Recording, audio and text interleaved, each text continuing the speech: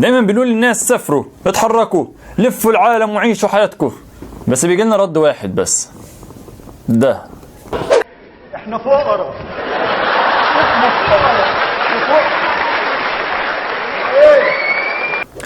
عشان تسافر او تعمل اي حاجة نفسك فيها محتاجة فلوس، لازم تعمل حاجة من الاتنين. اول حاجة تظبط مصروفاتك، تاني حاجة تزود دخلك. وعشان كده الفيديو ده عشان ارد على السؤال بتاع انت بتجيب فلوس السفر منين؟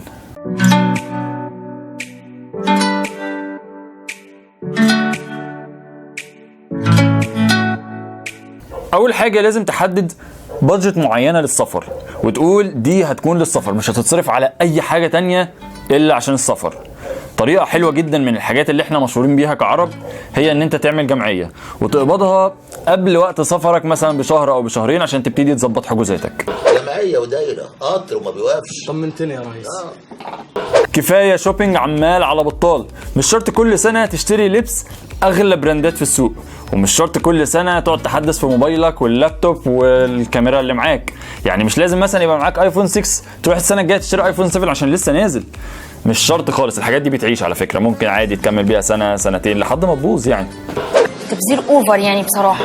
طبعا مش محتاج اقول لك ان اشتراك الجيم اللي بتدفعه كل سنة وما بتروحش غير اول يوم ده ممكن توفر ال 3-4000 جنيه اللي بتدفعهم في الجيم وتسافر بيهم. يعني شفت الموضوع سهل ازاي؟ وطبعا الاكل من بره عمال على بطال، والقعده في الكافيهات اللي فيها مينيمم تشارج مره 75 جنيه ومره 150 جنيه. انت لو كل شهر وفرت 300 جنيه لمده سنه تقدر تقعد لك اسبوعين في اسيا. بتمن علبتين سجاير كل اسبوع والقعده على القهوه عشان تشد لك حجرين شيشه، في خلال سنه هتكون وفرت 8 تذكره طيران لاوروبا.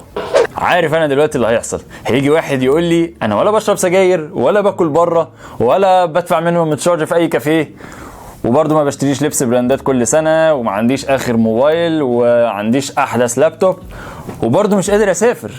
قول لي اعمل ايه؟ اول حاجه عشان تزود دخلك هو ان انت تشتغل. ومعلومه بس للناس اللي بتقعد تقول لي انت بتشتغل ايه، انا والله العظيم بشتغل مهندس. حتى الطلبه ينفع يشتغلوا في ال3 شهور بتوع الصيف. ممكن تنزل مثلا في اي كول سنتر بياخدوا طلبه، لو حوشت في ال3 شهور دول كام الف جنيه تقدر السنه اللي بعديها تسافر. تاني حاجه، سواء انت بتشتغل او بتدرس ممكن تشتغل وتزود دخلك اكتر واكتر وتشتغل حاجه اسمها فريلانسر. فريلانسر ببساطه هو الموظف الحر اللي كل اللي محتاجه ان انت تشتغل على الانترنت في اي حاجه ممكن تتخيلها. انا مثلا بفريلانس في الكتابه وفي التصوير، ممكن حضرتك تشتغل في الترجمه، في البروجرامينج، في اي حاجه، وكل حاجه تيجي على دماغك هتلاقيها في الفريلانسنج. حاجه كمان ممكن تزود بيها دخلك هي ان انت تتخلص بقى من كل الحاجات اللي مركونه اللي ملهاش اي لازمه عندك، زي موبايل قديم، تلفزيون قديم، لابتوب ما بقتش تستخدمه، اي حاجه من الحاجات دي.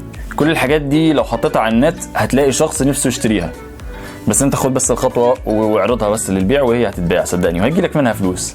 بره مصر الناس بتبيع على اي باي، هنا في مصر ممكن تعرض حاجتك دي على OLX مثلا.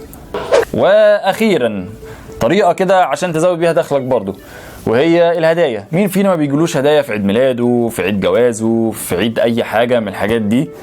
الا بقى لو انت شخص بائس يعني ما بيجيلكش اصلا اي اعياد ولا اي حد بيعبرك، فدي حاجه تخصك، ما يعني ما لناش دعوه فيها. بس ايا كان يعني اللي بيجي له هديه، بدل ما تجيلك هديه من اصحابك انت مش بتستخدمها وملهاش اي لازمه، قول لاصحابك ان انا عايز الهديه الفلانيه اللي هتساعدك في حاجه ليها علاقه بالسفر.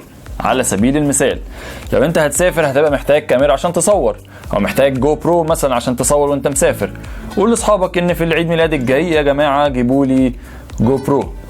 لو هم اغنياء يعني ممكن يجيبوها لك. وبالمناسبه دي انا عيد ميلادي قرب الشهر الجاي ان شاء الله، فتقدروا تجمعوا تجيبوا لي بقى هديه كده باذن الله. يعني انا بقبل اي هدايا ليها علاقه، تذاكر طيران، حجز في اوتيل، لا اي حاجه، انا ما عنديش اي مشكله. كل سنه وانتم طيبين. وبكده اكون جاوبت على اكتر سؤال بيتسال لي، انت بتجيب فلوس السفر منين؟ اديني قلت لكم ازاي انا بوفر جوه مصر وازاي انا بزود دخلي عشان اقدر اسافر. ويتبقى رقم 10، وهي اني بعد كل ده بسافر باقل التكاليف، وده اللي هنتكلم عنه في الفيديوهات الجايه ان شاء الله بتفاصيل اكتر واكتر.